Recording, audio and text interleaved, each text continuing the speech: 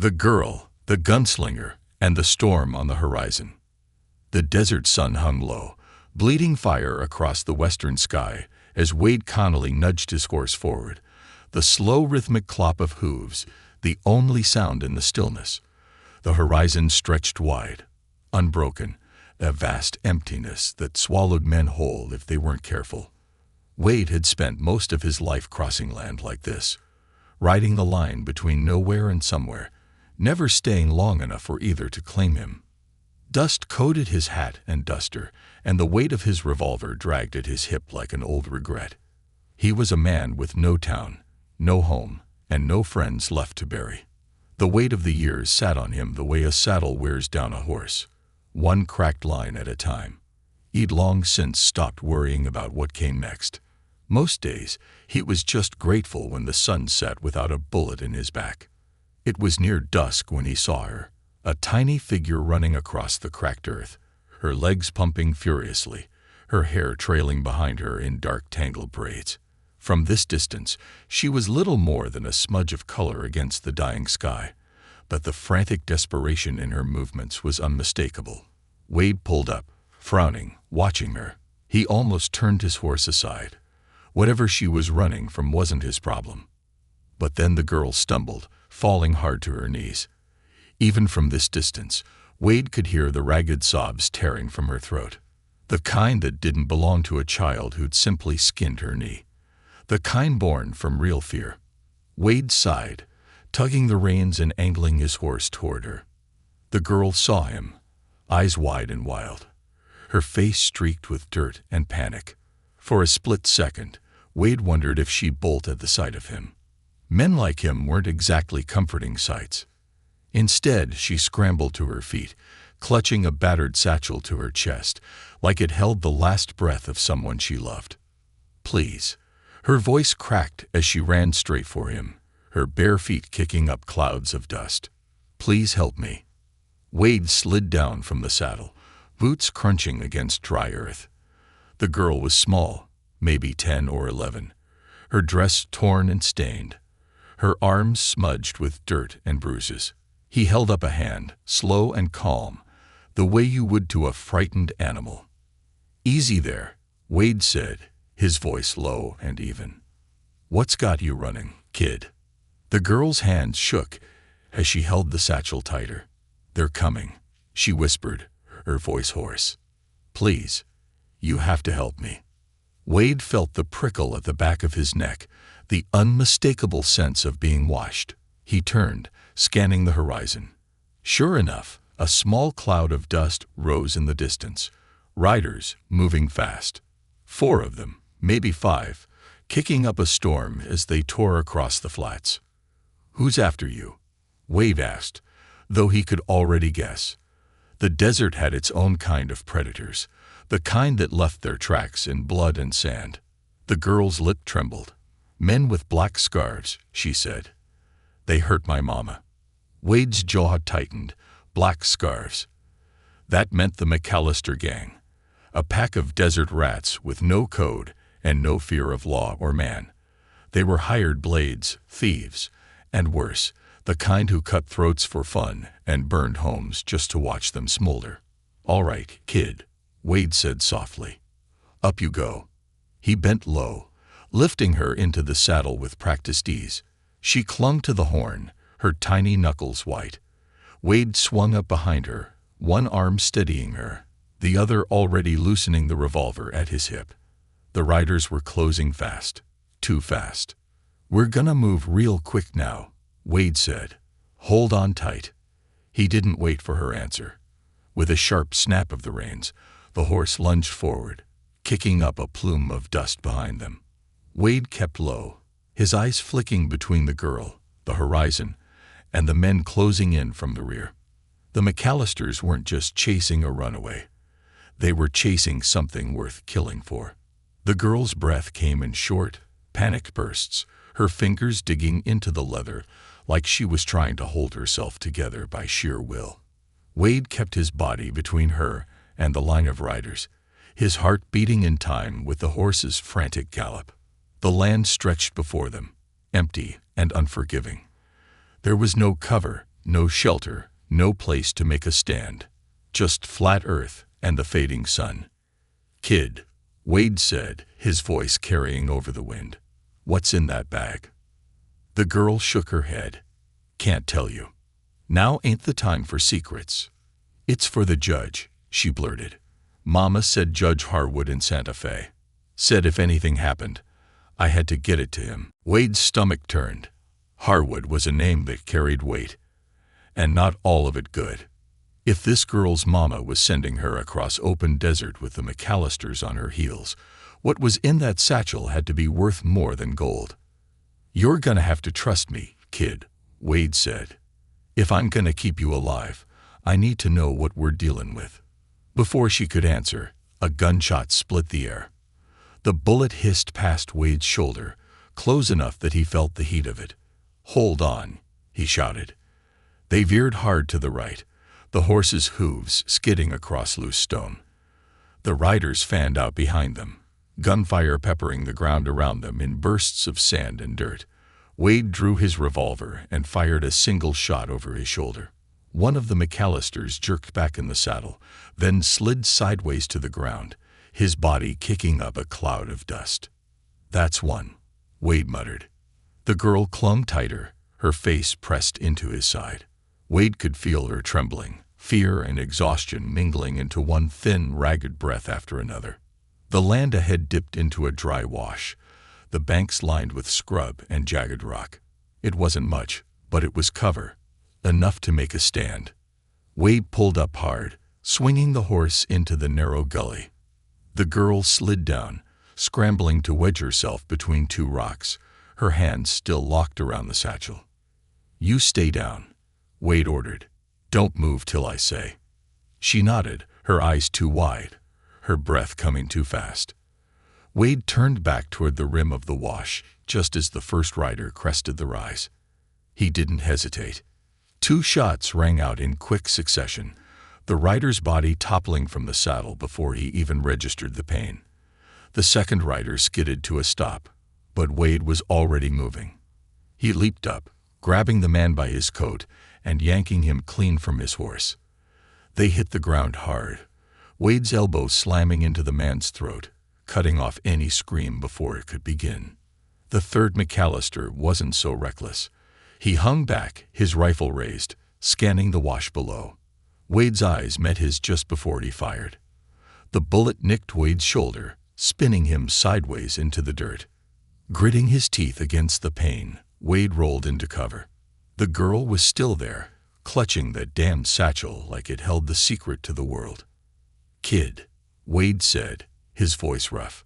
"Whatever's in that bag, it better be worth all this." Tears trembled on her lashes, but her chin lifted, her mouth setting in a stubborn line. "It is." Another shot cracked past them, slamming into rock and spraying them both with grit. Wade sighed, wiped the blood from his sleeve, and cocked his revolver. "Then let's make sure they don't get it." He rose, and hell came with him. The road to nowhere. Gunfire tore through the stillness, each shot echoing across the rocky landscape like a roll of thunder before a storm. Wade kept low, pressing his back against the craggy wall of the wash, his revolver warm in his grip. Dust swirled around him as another shot slammed into the rock beside his head, sending splinters of stone scraping across his cheek. The McAllister gang wasn't backing off. They knew what was in that satchel, or at least knew enough to want it bad. Ellie huddled behind the boulder where Wade had shoved her, her breath coming in sharp, panicked gasps.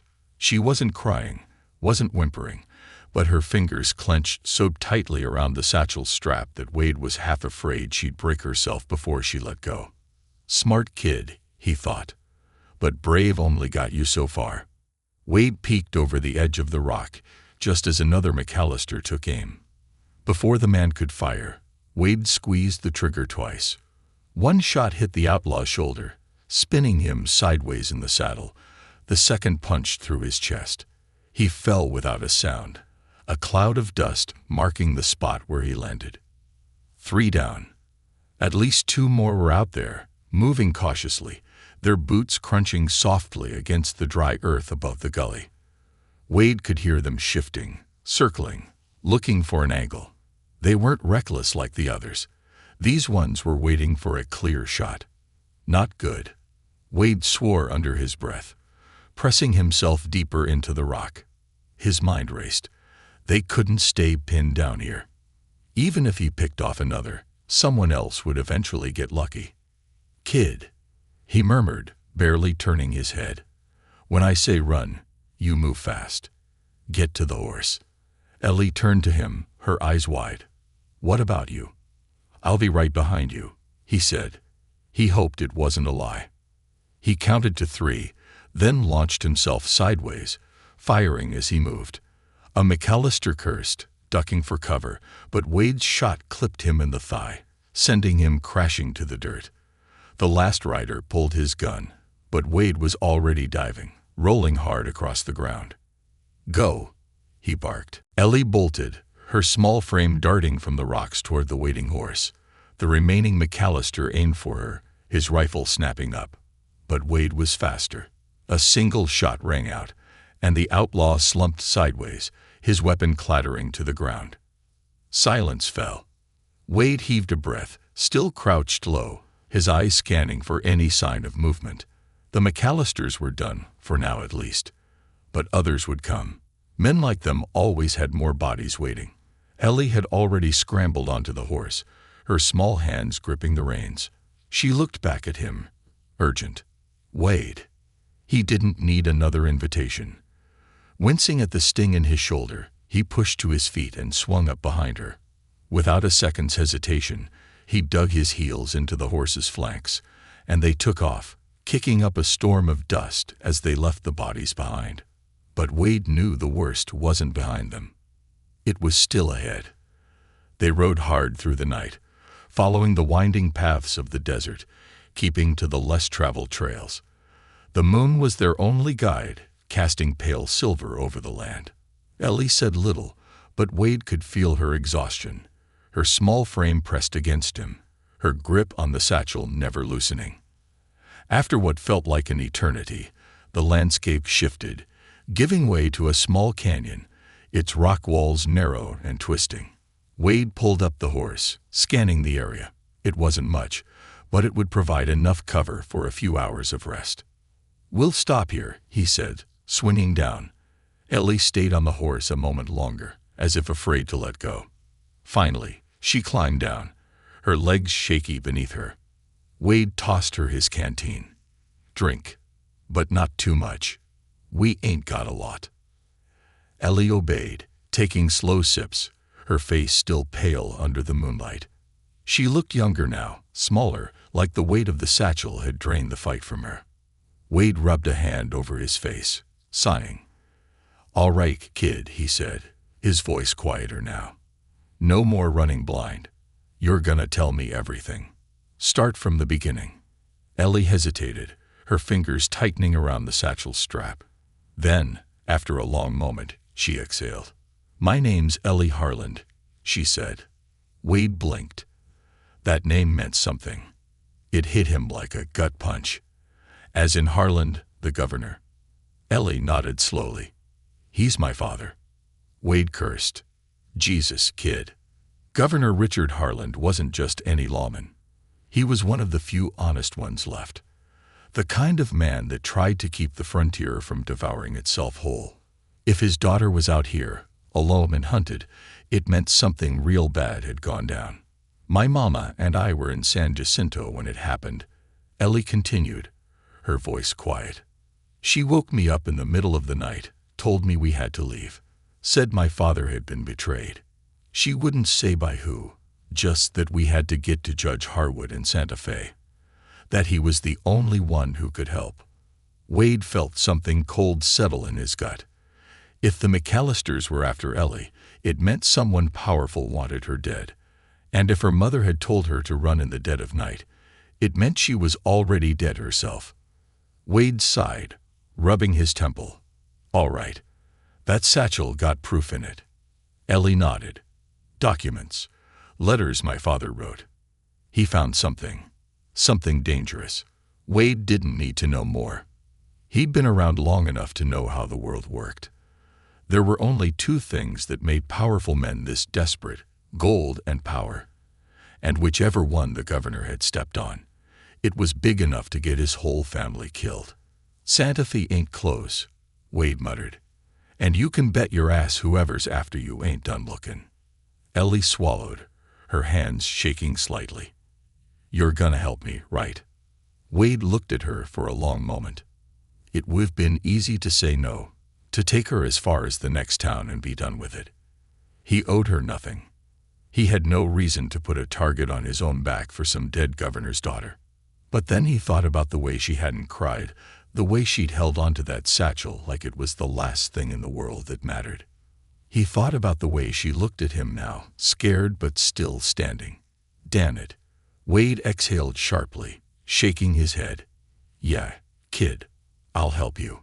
Relief flickered across her face, but it was brief. She knew as well as he did that this was far from over. Wade leaned back against the rock, his eyes scanning the canyon walls, searching the darkness for any sign of movement. They had a long ride ahead, and the storm wasn't far behind. San Miguel. A day later, the town of San Miguel sat low in the valley, a cluster of sun-bleached buildings huddled together like cattle in a storm. The streets were mostly empty, save for a few drunks and the occasional lawman lingering near the saloon. Wade didn't like stopping, but they needed fresh horses, food, and bullets. And more than that, they needed information. They entered town slow, keeping to the shadows. Wade's eyes flicked toward the saloon, where a few figures sat on the porch, watching the streets like vultures. Ellie shifted beside him, uneasy. "Are we safe here?" "No," Wade said flatly. "Not even a little." He slid off his horse, motioning for Ellie to stay put. "I'll handle this. Stay out of sight." Ellie hesitated, but nodded. Wade stepped toward the saloon, adjusting his hat lower over his brow. He was halfway to the doors when he saw the man sitting near the entrance. Marshal Elias Grayson, a lawman by title, a killer by reputation, and the last man Wade wanted to see. Grayson's gaze met his, slow recognition dawning in his sharp, wolfish eyes. "Well, well," Grayson murmured, standing. "Ain't this a surprise?" Wade's fingers twitched toward his revolver. And just like that, he knew. San Miguel wasn't just a bad stop. It was a goddamn trap. The price on a ghost. The saloon door creaked like old bones as Wade pushed it open, stepping into the shadowy interior of San Miguel's only bar. The place smelled of stale beer, smoke, and regret. The kind of place where men drowned their consciences in whiskey and hoped the desert would bury the rest. Marshal Elias Grayson stood near the bar, a glass of something dark in his hand. He was a tall man, built like a fence post, lean, with edges sharp enough to cut. His silver badge gleamed under the lantern light, a symbol that carried weight in some towns, but in San Miguel, it was just another lie men told themselves to feel powerful. Grayson's cold gray eyes slid over Wade like a man sizing up a stray dog. "Well, well," Grayson drawled, setting his glass down with deliberate slowness. "I thought I recognized that sorry back of yours." His smile was as sharp as a snake's tooth. "Wade Connolly. Thought you were dead." Wade took another step inside, boots scuffing against the uneven floorboards. His fingers hovered close to the grip of his Colt, every muscle in his body tense like a coiled spring. "Don't believe everything you hear, Marshal," Wade said softly, "especially not when it's about me." Grayson chuckled, low and mean. "Seems you've been keeping interesting company these days." His eyes flicked past Wade, through the cracked saloon window, to where Ellie waited, tucked low on the horse just out of sight. Wade's stomach tightened. "What's the price on a scared little girl these days?" Wade asked, voice casual, but his hand was steady near his holster. Grayson's smile didn't falter. "That girl ain't just any girl," he said. "She's Governor Harlan's daughter, and there's a lot of men who'd pay good money to make sure she never says another word." Wade felt that cold weight settle in his gut again. Harlan had tried to fight back against men like Grayson, men who hid their crimes behind badges and legal papers. Now his daughter was the last loose thread. And men like Grayson didn't leave loose threads. "You aiming to collect that bounty yourself?" Wade asked, his voice low. Grayson stepped closer, his boots heavy against the wooden floor. "I'm a practical man, Wade. I don't care if she's alive or dead. But you're worth something too." Wade's lip curled slightly. "Yeah. What's the price on a ghost these days? Alive, they want you hanging in Santa Fe." Grayson's fingers tapped the worn handle of his revolver. "Dead. Well, dead's just easier for everyone." The room was too quiet. The few men nursing drinks at the bar were watching, pretending not to, hands resting a little too close to their own guns. San Miguel wasn't a town where people stuck their necks out. It was the kind of place where trouble got paid in blood and silence.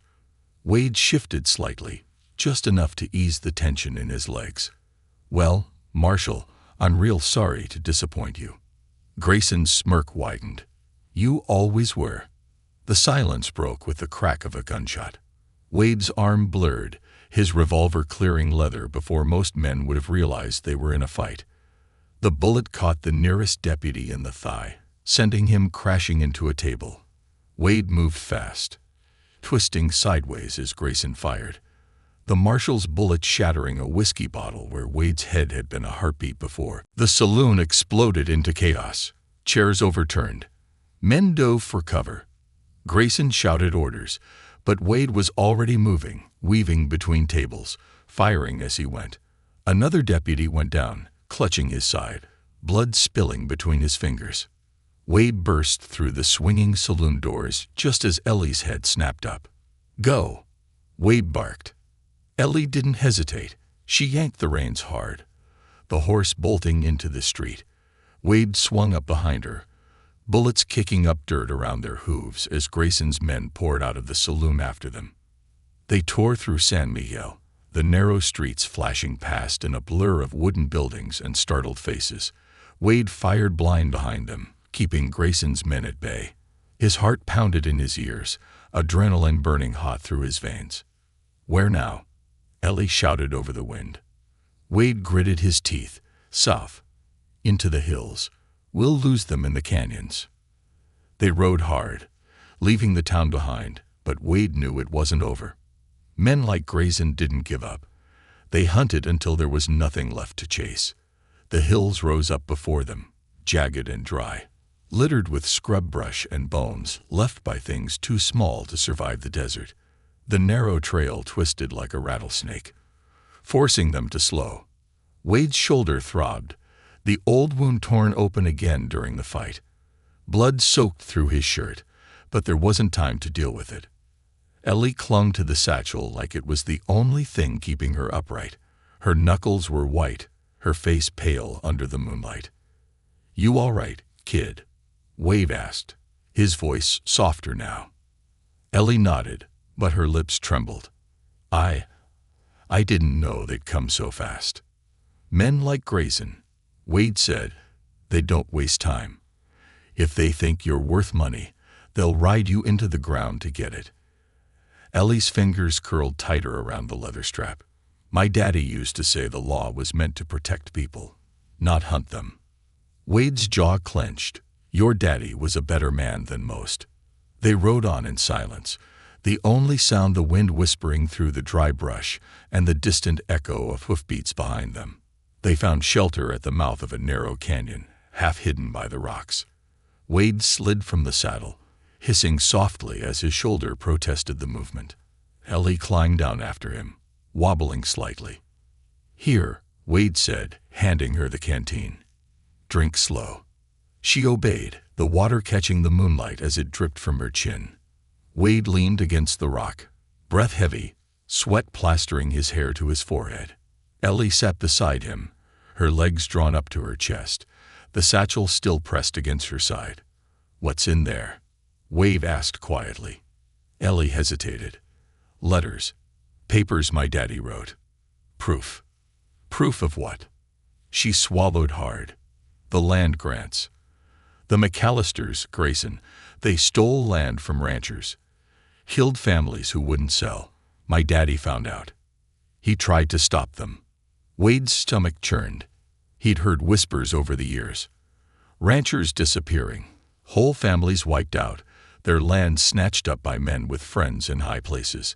Ellie's voice dropped to a whisper. They killed my mama because she wouldn't give them the papers. Wade closed his eyes, feeling the weight of it settle deep. This wasn't just a job anymore. This was about something bigger, something worth dying for. We're gonna get you to Santa Fe, Wade said softly. I don't care how many men it takes. Ellie looked up at him, her eyes wide and hopeful. You promise? Wade met her gaze. I promise. The sound of rocks shifting sent Wade's hand to his gun. He was on his feet before the first shadow emerged from the canyon mouth. It wasn't Grayson. It was worse. Harlan McAllister himself, flanked by 3 of his men, their rifles held loose but ready. McAllister's smile was thin and sharp as a blade, his black scarf tied tight around his neck like a noose. Well, look who I found, McAllister drawled. The ghost of Wade Connolly, and the governor's little brat. Ellie shrank behind Wade, her hands trembling. You're a long way from Santa Fe, Wade, McAllister said. Hand over the girl and the satchel, and I might just let you walk. Wade's fingers curled around his gun. You've always been a liar, McAllister. McAllister's smile didn't waver. Suit yourself. The canyon filled with the sound of gunfire, a promise written in blood. The gunfire echoed down the canyon walls, bouncing like a curse off the jagged rocks. Wade shoved Ellie flat behind a cluster of boulders, the girl's breath coming hard and fast, her fingers still locked in a death grip around that battered leather satchel. Don't move, Wade hissed. Ellie's wide eyes glinted in the fading light, but she nodded, tucking herself as small as she could into the crevice between stones. Wade turned just in time to duck a shot that sent stone chips scattering across his face. Harlan McAllister's voice drifted in low and lazy, a viper coiled and waiting. Connolly, you've been dodging your grave for a long time. His voice carried that same snake oil slickness that had fooled plenty of men before it killed them. But you ain't slippin' past me this time. Wade didn't answer. Men like McAllister didn't deserve words. They deserved bullets. He slid his revolver free, the metal warm from his hand, the cylinder already light. 3 rounds left. It wasn't enough. Not against McAllister's 3 men plus the bastard himself. The canyon had 2 kinds of cover, rocks and shadows. And shadows were getting scarce. The wind tugged at Wade's coat as he slid along the rock face, careful to keep low. From up above, one of McAllister's men was perched like a hawk, rifle braced against a boulder. The man's hat tilted low, his aim steady. Wade took a breath, then popped out just long enough to squeeze off a shot. The man cried out, clutching his shoulder as his rifle clattered down the slope. Not a kill, but it was enough to make him crawl for better cover. 2 left, plus McAllister. Come on, Connolly, McAllister called, his voice echoing from somewhere to the right. You and me, we could have done business once upon a time, but you always were too stupid to see where the wind was blowing. Wade slid a fresh round into the chamber. You work with men like Grayson long enough. Wade called back. You start to smell like him. McAllister's laugh was dry as bones. Grayson's a means to an end. He's got a badge and I got the men. Between us, we run everything from the border to Santa Fe. That's so. Wade's voice was low and steady. I hear you've been running something else, like good families off their land. There was a pause, just a heartbeat, but it told Wade everything. McAllister had dirt all over him, and whatever was in Ellie's satchel was enough to bury him for good. Doesn't matter what you heard, McAllister said, that fake smile slipping into something meaner. You ain't leaving this canyon. The next shot came from Wade's left, a sharp crack followed by the high-pitched whine of a ricocchet. Wade's shoulder clipped the rock as he twisted, firing back blind. The man crouched low behind a broken stump, his coat flapping in the wind. Wade adjusted his grip, feeling the burn in his wounded shoulder. No time to baby it now. He fired again, and the outlaw's hat flew off his head, sending the man scrambling for deeper cover. That left McAllister and the one on the ledge still in play. Wade knew they were trying to flank him, pushing him into a bottleneck where they could finish the job easy. He couldn't let that happen. He crept back toward Ellie's hiding place, where she was huddled so small she looked like part of the stone. Her knuckles were white where they gripped the satchel strap. "You okay, kid?" Wade asked, low and fast. She nodded, though her lip trembled. "I'm not scared." "You're a bad liar." She almost smiled, but the next shot cracked too close, and the fear was back in her eyes. Wade cupped her cheek briefly, just enough to steady her. "Listen to me," he said. "There's a break in the rocks about 30 yards back.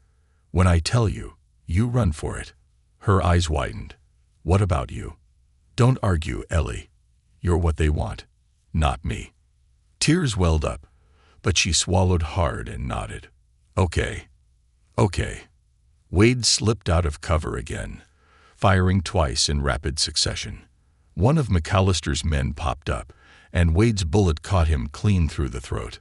The outlaw gurgled once before collapsing against the rocks. 2 down. McAllister swore loudly.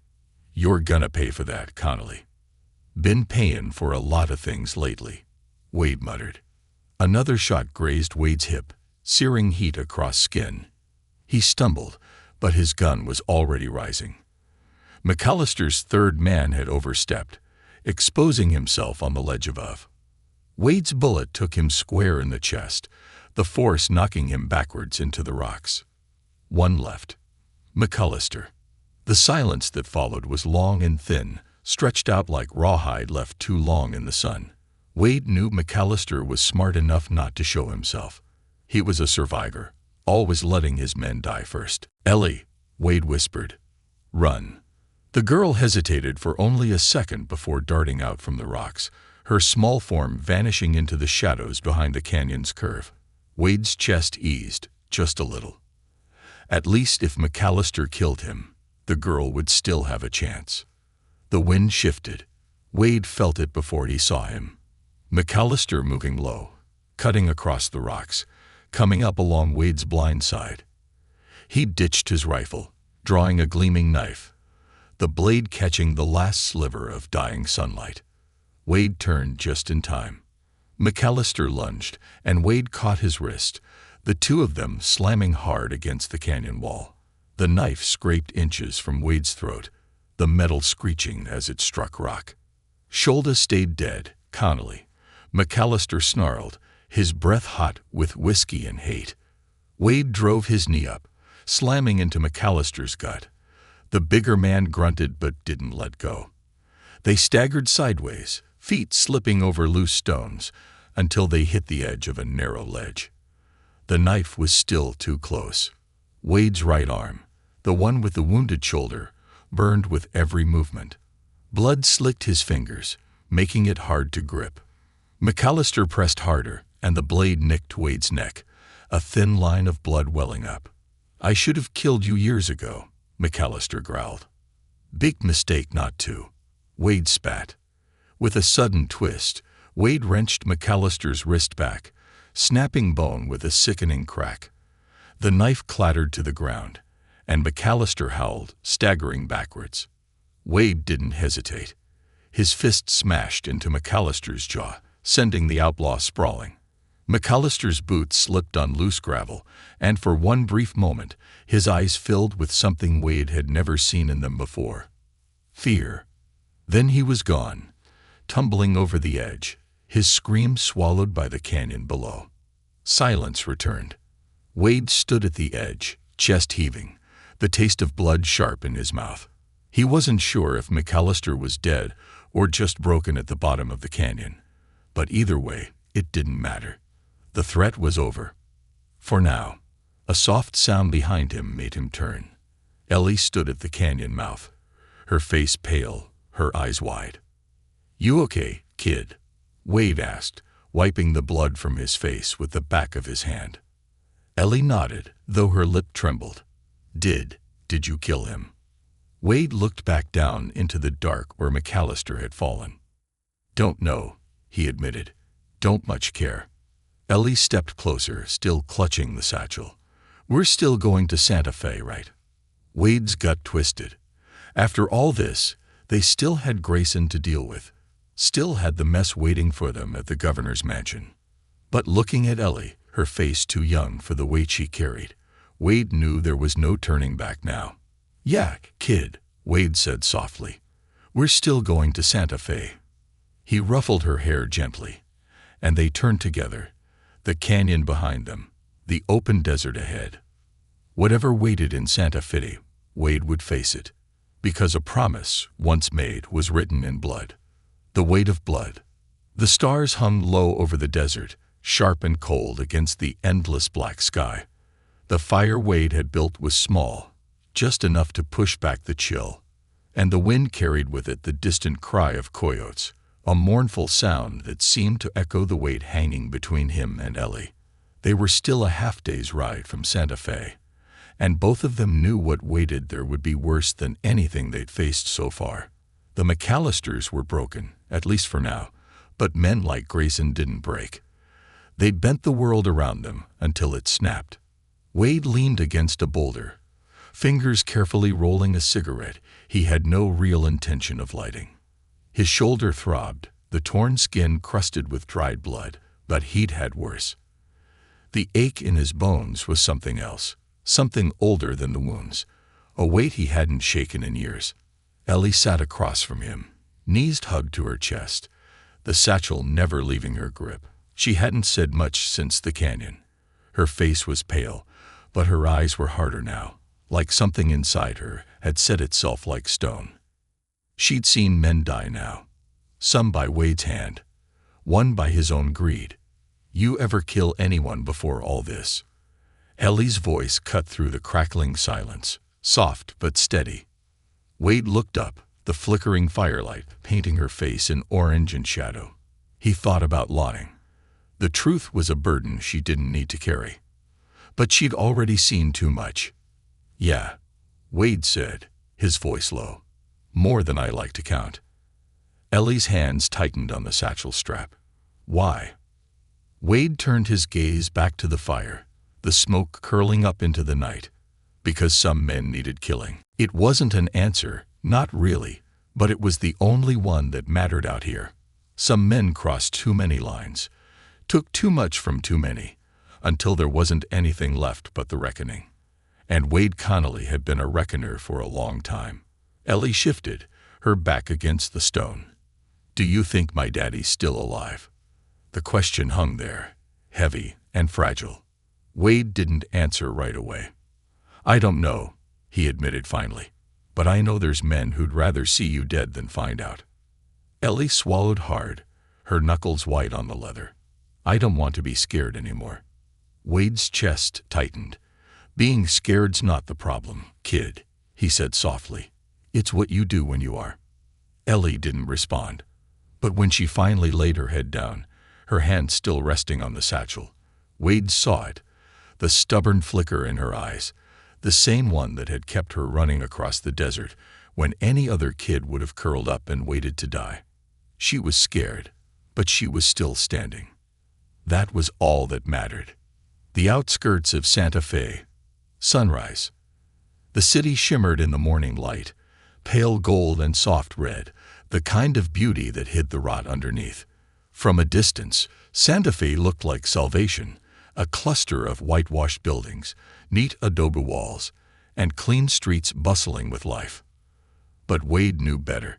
Santa Fe was a den of polite wolves, men who wore clean suits and shook hands with the same men they paid to slit throats out in the desert. Men like Elias Grayson. Wade and Ellie rode slow, their horse tired, their supplies nearly gone. Wade's coat was stiff with dried blood, his hat pulled low over his face. Ellie sat straight in the saddle in front of him, her small hands gripping the reins with a quiet determination that made Wade ache inside. She was too young for this. As they reached the first stretch of town, Wade guided them off the main road, sticking to narrow alleys and side streets where the dust was thicker and the eyes fewer. Every step closer to the governor's mansion felt like stepping into a noose. "Do you trust this judge your mama talked about?" Wade asked quietly. Ellie hesitated. She said Judge Harwood was the only man my daddy trusted. Wade didn't trust anyone. Not anymore. Especially not men who sat behind desks in towns like this. "We go in slow," Wade said. "Watch for trouble." Ellie nodded, though her small shoulders were trembling under her dress. The mansion sat on a low hill, overlooking the city like a king on his throne. Wrought iron gates framed the path leading up, and uniformed guards stood at attention, their rifles too polished, their expressions too hard. Wade didn't like it. "Stay close," he murmured. They dismounted, the horse limping slightly from the long ride. Wade kept one hand near his gun, the other resting lightly on Ellie's shoulder. The guards didn't move to stop them, yet. The heavy front door opened before they reached it, and a man stepped out, his smile stretched wide across a face that looked carved from old leather. "Mr. Connolly," Elias Grayson said, his voice slick and sweet. "We've been expecting you." Ellie froze, her fingers digging into Wade's coat. Wade's hand hovered over his revolver. "Funny," he said. "I don't recall sending word I was coming." Grayson's smile didn't falter. "A man like you leaves tracks wherever he goes." His gaze slid to Ellie, cold and hungry. "And you brought me the girl. Mighty obliging of you." Ellie took a half step back, but Wade's grip tightened on her shoulder, holding her steady. "We came to see Judge Harwood," Wade said, his voice low and hard. "Not you." Grayson's laugh was sharp and short. "Judge Harwood's busy these days." His eyes glinted. "Cleaning up Governor Harlan's mess." Ellie's breath caught. "What do you mean?" Grayson's smile turned wolfish. "Your daddy's dead, little one." The word slammed into Ellie like a bullet. Her knees buckled, but Wade caught her, holding her up even as her breath came in sharp, ragged bursts. "No," she whispered. "That's not true." "Found him strung up in his own study," Grayson said, almost cheerful. "Called it a suicide. Real tragic." Ellie shook her head, tears brimming. "He wouldn't." "He didn't," Wade said softly. Grayson's smile flickered. "You got proof." Wade's grip on his gun tightened. "You already know the answer to that." Grayson stepped closer, his boots scraping against the polished stone path. "Hand over the satchel, Wade. Walk away with your life. That's the best offer you're getting." Ellie's fingers curled around the strap, her eyes wild with grief and fear. "No." Wade took a slow breath. "You're a fool, Grayson." Grayson's smile vanished. "And you're a dead man." The first shot came from the guard on the right. Wade spun, shoving Ellie behind him as the bullet tore into the stone where she'd stood. His own revolver barked once, the guard dropping with a hole between his eyes. The second guard raised his rifle, but Ellie, with a burst of desperate courage, swung the satchel hard into his face. The man stumbled back, giving Wade enough time to put a bullet through his chest. Grayson drew, but Wade was faster. The bullet hit Grayson's shoulder, spinning him sideways. Blood splattered across the whitewashed wall, but the marshal stayed standing, his teeth bared in a snarl. "This ain't over," Grayson spat. "Yeah," Wade said. "It is." Grayson's hand trembled on his gun, but Wade's next shot shattered the grip, sending the revolver clattering to the ground. The marshal staggered back, clutching his ruined hand. His eyes burned with hate, but he knew one more move and Wade would end him.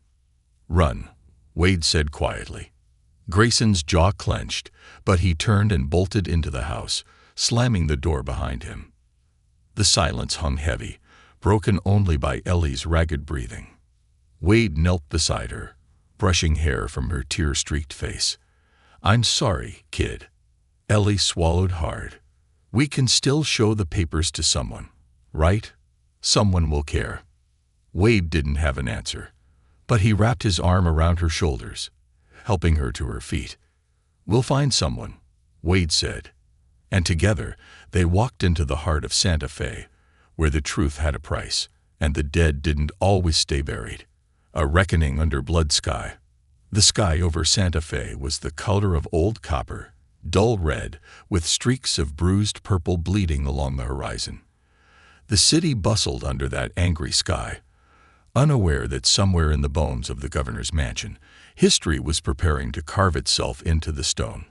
Wade Connolly stood at the edge of the street, his battered coat hanging loose over his blood-stained shirt, his revolver riding low on his hip. The weight of it felt heavier than it ever had, not from the steel, but from the promise. Behind him, Ellie stood on the threshold of the mansion's gates, clutching the satchel to her chest with both hands. Her knuckles were white, her face pale, but her eyes were dry. Fear had turned into something sharper in the hours since they'd left Grayson bleeding at the steps. She wasn't running anymore. Wade had spent his life running. From lawmen, from outlaws, from the ghosts of men he'd killed, and the weight of all the choices that brought him here. But today, there was nowhere left to run. There was only through. "We walk in," Wade said quietly, not turning around. "We don't back down." Ellie's voice was small but sure. "What if they shoot us?" Wade's fingers flexed at his side. "They can try." He started forward, each footstep scraping against the worn cobblestones. His pace was steady, unrushed.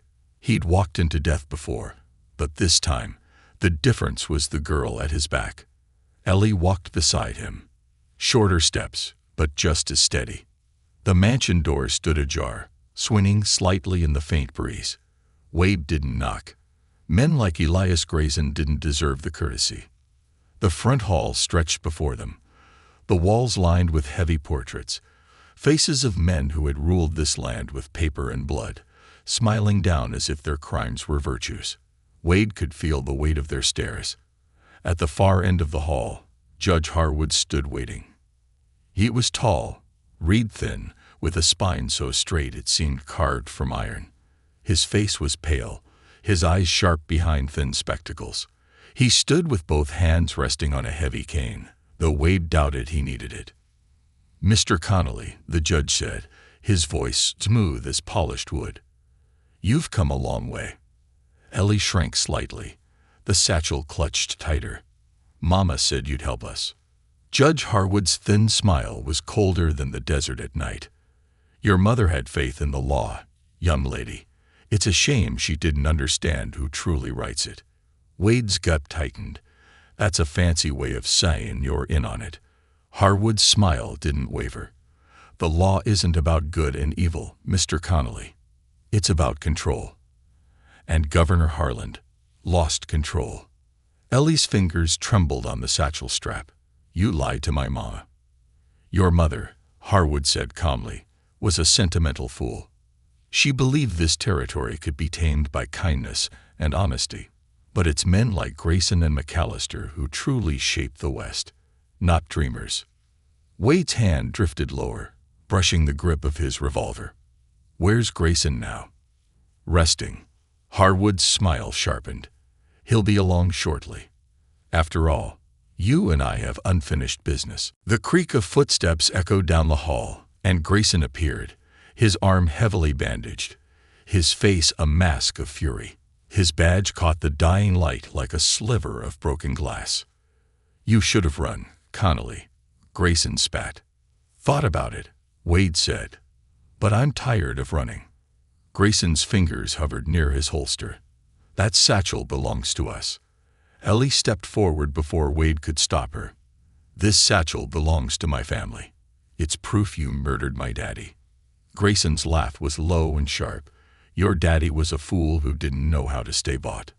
"Then why not just kill us when you had the chance?" Wade asked. Grayson's eyes narrowed. "Because sometimes making an example's better, especially when you parade the body through the streets." "Not gonna happen," Wade said softly. Harwood's cane tapped against the floor. "We disagree." Two doors opened behind them, and men stepped in. Not deputies, but hired guns. They moved with the relaxed menace of men who'd killed enough times to stop counting. Ellie's breath caught. Wade's heart stayed slow. He'd known this was coming. "You want the satchel," Wade said, his voice soft. "Come and take it." Grayson's eyes flicked to the men, giving the signal. The first gunshot split the air. Wade's revolver roared, and the nearest hired gun fell back against the wall, a dark bloom spreading across his chest. Wade spun, his coat flaring wide as he fired again, dropping the second man before the first even hit the floor. Ellie dove behind a table, her small hands gripping the satchel like it was a lifeline. Grayson drew fast, but Wade was faster. His bullet tore through Grayson's thigh, sending him crashing to his knees. Harwood backed toward the stairs, his calm veneer cracking, but Wade leveled his gun at the judge's chest. "Not one more step," Wade said. Harwood's lips pressed into a thin line. "Do you really think killing me will change anything?" "No," Wade said, "but it'll feel real good." The judge's mouth opened, but no words came. Wade's finger tensed on the trigger. "Wade." Ellie's voice cut through the silence, small but steady. Wade turned slightly. Ellie held the satchel open, papers spilling onto the floor. Letters, maps, contracts, all with the governor's seal and Harwood's signature beside it. "You're already dead," Wade said softly. Harwood's face turned pale as wax. "You can shoot me," Harwood said, his voice suddenly thin. "But it won't change the men behind me. The Santiago gang, the cattle barons, the railroad men. They own this territory. I ain't here to save the territory," Wade said. "I'm here to save her." He raised the gun. But it was Ellie who stepped forward. "No," she said. "Not like this." Wade's jaw clenched. "Kid, we show these papers to everyone," Ellie said. "We tell them what they did. That's how we win." Wade stared at her small hands, her dusty face, her trembling knees, and the steel in her eyes. She wasn't the scared little girl from the desert anymore. She was her father's daughter. Wade slowly lowered the gun. Harwood's shoulders sagged with relief. Then Wade's fist smashed into his jaw. The judge crumpled to the floor, out cold. Grayson groaned, still clutching his leg. "You think anyone's gonna care about some papers?" "We'll find out," Wade said. The governor's mansion. 1 hour later. The papers lay spread across the desk in the governor's study. Names, dates, proof of stolen land, bribes, murders, all signed by Harwood, Grayson, and the Santiago gang. Enough to bury a dozen men. The new territorial governor, a wiry man with clear eyes and a missing finger, stood silently, reading. Finally, he looked up. "This is enough to hang half of Santa Fe." Ellie stood beside Wade, her chin high. "My daddy died trying to stop them." The governor nodded. "And we'll make sure they hang for it." Wade felt the tension in his chest ease, just a little. "Connolly," the governor said, "you'll have to testify." Wade's lips curved slightly. "You get Ellie somewhere safe, and I'll say anything you want." The governor nodded, then crouched beside Ellie. "Your daddy would be proud." Ellie's eyes shimmered, but she didn't cry. "I know." Outside Santa Fe. Sunset. Wade stood beside his horse, Ellie at his side. The satchel was gone, handed over to men who could finally do something with it. For the first time, Ellie's hands were empty. "You gonna keep running?" Ellie asked. Wade looked out at the desert. "Maybe." Ellie swallowed hard. "You could stay." Wade knelt, brushing her hair back. "You're safe now. I wasn't talking about me." Wade smiled, small and tired. "Some men aren't made to stay." Ellie hugged him hard. "Thank you." Wade ruffled her hair. "Take care, kid." Then, with the sun bleeding low over the hills, Wade Connolly rode back into the desert, a ghost with no name, and a promise kept.